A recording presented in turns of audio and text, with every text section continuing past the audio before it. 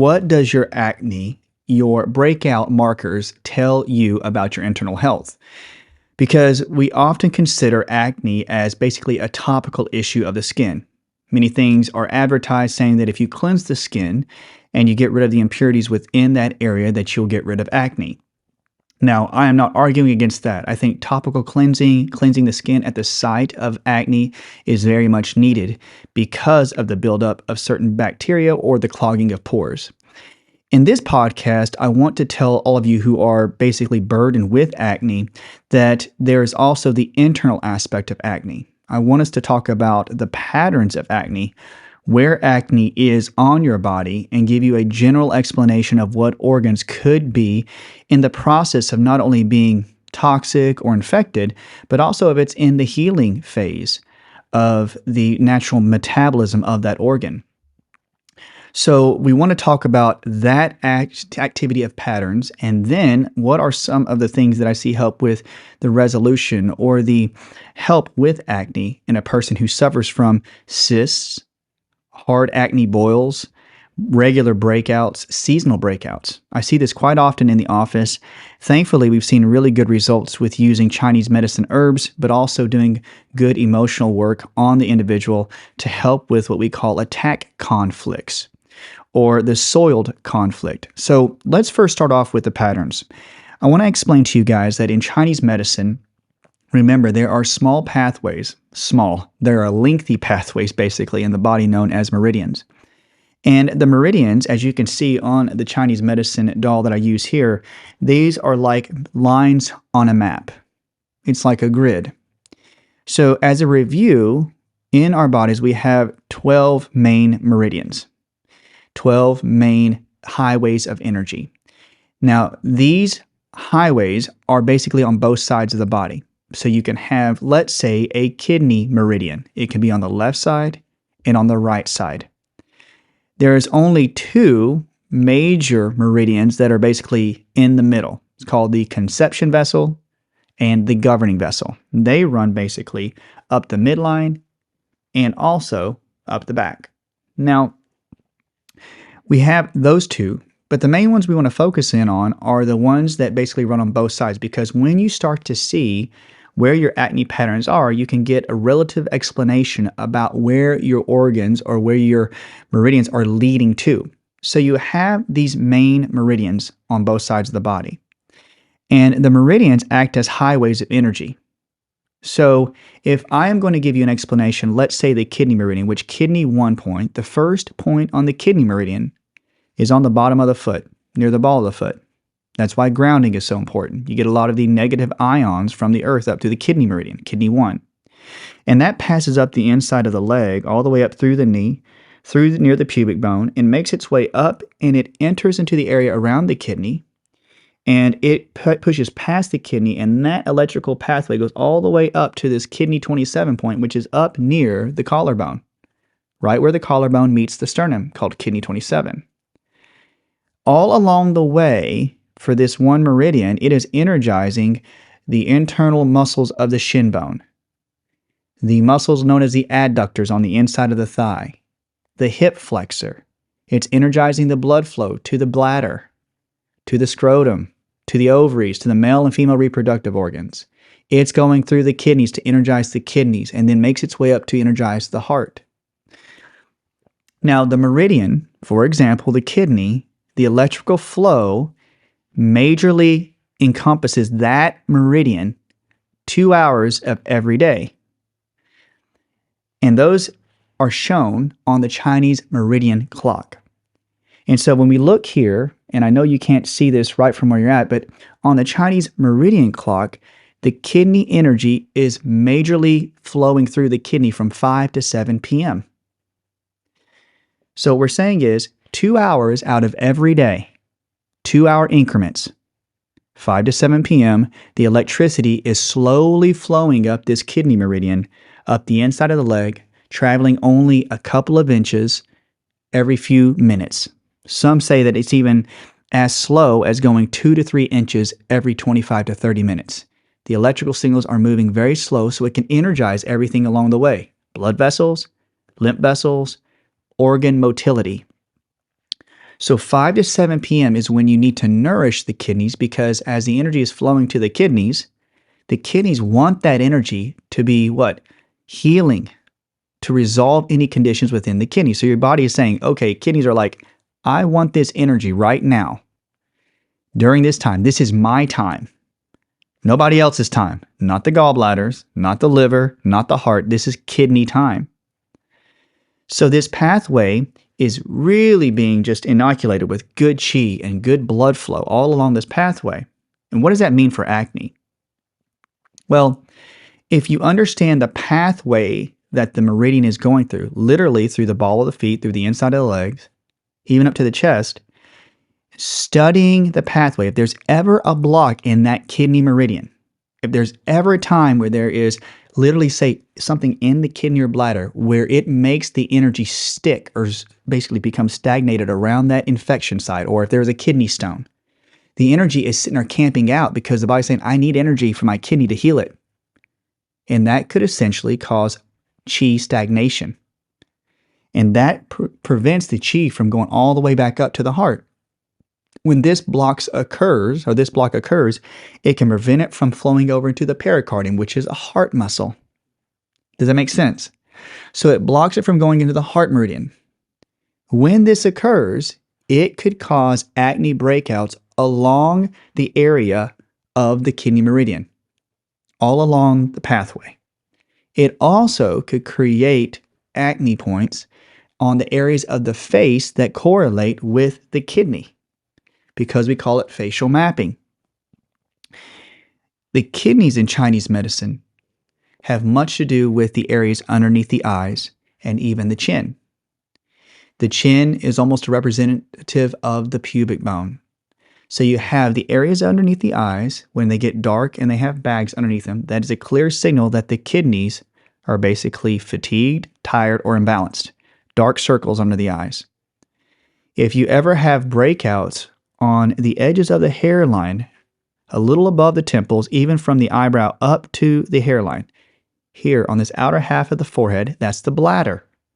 So the kidney and bladder are paired meridians. You will find acne breakouts along this area up on the hairline or areas leading to the eyebrow because the kidney and the bladder are synonymous. One's a yin organ, the solid kidney, and one's a yang organ, the empty bladder. So you could have acne breakouts along the pathway of the kidney on the inside of the leg. You definitely can. Or even have breakouts of acne or rashes around the genital area. You even could have acne along the chest bone.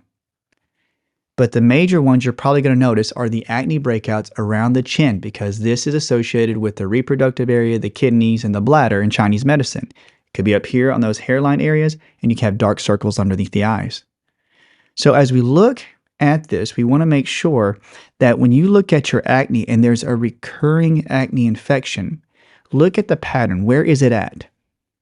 So your acne can tell you a lot. We're going to go over body acne, but let's say that you had acne breakout right here between the eyes, right between the eyebrows. That would tell me the liver.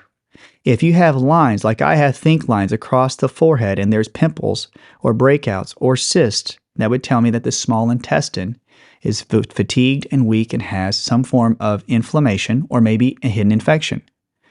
Now, the reason I point out the small intestine was when I was in high school, I used to have quite a bit of breakouts around the chin, around my temples, and right here in the middle of the forehead.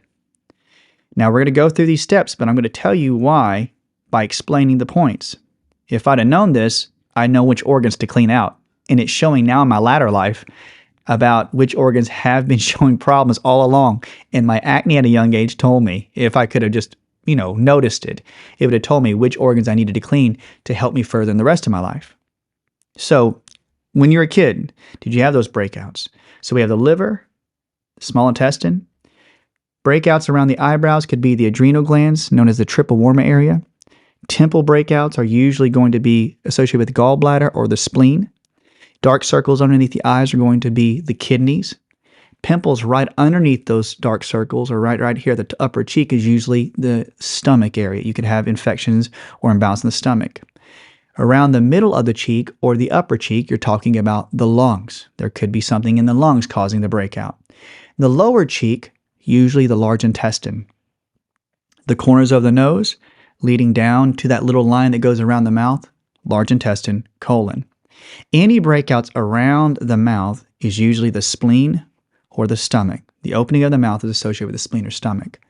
Breakouts around the corners of the mouth, duodenum, lower stomach, first part of the small intestine. Breakouts around the chin, going to be the reproductive, the bladder, or the kidneys, because that's literally associated with the pubic bone area, the chin. When we have breakouts at the cheeks, where you can find even at the upper cheeks, we do have some lung, but if you find that you have breakouts here at the outer edge, right in that cheekbone, right here, and it goes back towards the ear, that's small intestine. Any breakouts around the lower area right here could be associated with tonsils being affected, but mostly what I see, whenever you have any breakouts on the bottom of the chin, most people think it's infested hairs. It could be, but it's usually associated with stomach and large intestine, because the stomach meridian runs right below the eye all the way down the chin, through the neck, and down the body. The large intestine almost has the same route, but it's just a little bit to the side of the small intestine or the stomach. So when you ever have breakouts here in the throat, I always can presume that it's going to be the large intestine or the stomach having an infection. Any breakouts on the back of the neck, right here, behind the ear as it leads down to the shoulders, 9 times out of 10, I'm always thinking gallbladder or small intestine on the back edge or side of the neck. So we have these areas that it could show that the organs are imbalanced or infected with an old chronic infection, and that the body's trying to heal these things, trying to get these things out of the organ, but it causes a backup of energy from the block of the acupuncture meridian back, right, like a dam in the road, because there could be congested energy that's not flowing through the block, and anything downstream is getting deficient energy. So we look at what we call the body meridian clock, and I'm going to send this over with the podcast so you can look at it in the show notes. When we have the paired meridian clock, you'll see that certain times of the day, those 2-hour windows, one organ's getting really energized, and then it passes the energy on to the next organ, and the next organ gets basically a big dose of energy, and so forth for 24 hours a day, every single day of your life. This movement is going around the body on each side. It's a whole cycle of energy highways on one side of the body, and it's happening on the other side. So as we see any type of condition pull up, you have to look back in your history. I use myself as an example. When I had breakouts on my chins, I used to get certain areas that I felt that always had the same area always have a pimple come up on my chin. Did you have that? Literally every time I would look in the mirror, I would go, oh, I can feel it coming up.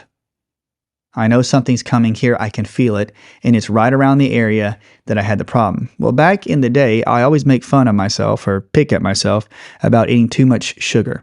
I ate all the Little Debbies and all the cupcakes, and I had Coca-Cola, and that basically went to organs that were naturally weak from my genetics. For instance, in my family line, on my mom's side, there's a lot of kidney imbalance. Kidney having to do with fear. My mom's side had to go through lots of fears in their past. My mom experienced a lot of that in her childhood. So what did it do? It caused her kidneys to grow in response to the stress. It tried to get stronger to the stress, and so the kidneys were trying to build up to handle the fear, to handle the fight or flight. And the body would be requiring more water. I need more water, but I'm not peeing as much even though I'm drinking all this water. So if you set up that stage in my life, that genetic material was passed on to my mom. And my mom had the problem with kidney problems, kidney infections. And when that genetic info is passed to me, I may not express myself having lots of kidney infections or UTIs as a young man. However, it could give me weaker kidneys or more imbalanced. And so you have these areas where you can have infections not necessarily attacking the area, but the body realizes that it needs to do what? It needs to heal that kidney. It needs to heal the bladder. So with this, I'm eating all the sugars. I'm eating all the candy. I already have genetically weak kidneys. It's probably causing a weakness down the ureters, down to the bladder. And so when this is occurring, all this weakness, I get to have a buildup of microbes within the actual organ. There's two routes we can think of, everybody. You could have the fear that was passed down from my mom's line. There's fear passed down to me through the kidneys. As this fear is building up, the kidneys can grow in response to the fear from the fight or flight. When the kidneys get too big, my body starts to mature, it starts to age, I start to recognize the fear, I understand what's happening in my life. The body wants to do what? It wants to get rid of the excess cells. It wants to clean house. So in one aspect, the body wants certain infections or certain microbes to be there to help clean out excessive kidney tissue and toxins. On the other hand, you could have infections that normally get peed out of the body get trapped in the kidneys. So you have a two-way street. This could set up the arena where, yes, you have your body trying to clean out with microbes, but also foreign invaders from what we eat or drink getting trapped in the kidneys because they can't get flushed quick enough. Then I eat a lot of, sugars and such, and it just feeds the microbes where they grow and they proliferate. They just keep growing. This will create toxicity in the kidney. This creates warm urine, colored urine, dehydration, and that whole thing is going on internally, which I never recognized. I didn't even notice. I didn't realize how much fear was in my body because why? Still developing. I have all the stem cells in the world to help me fight this problem. But my skin told me the story. My skin, the area around my chin, the kidney infection was presenting itself with cysts and pimples around the chin area. This was happening when I was young. What should have this told me? It would have told me that, yes, I have some imbalance in microbes in my kidney. And if I researched it enough, which I wouldn't do when I'm a young guy, in my early teens, but it would tell me that there's kidney imbalance and fears in my family that I need to work emotionally on my fears. I need to work past that. When you have fears or when you have emotional imbalance within the body, that can set the stage for programming in the brain, right? And that programming in the brain is often associated with an organ. When a program, whether it's a negative program, is running all the time, it not only creates a disturbance in the brain, but a weakness in the organ that's associated with it.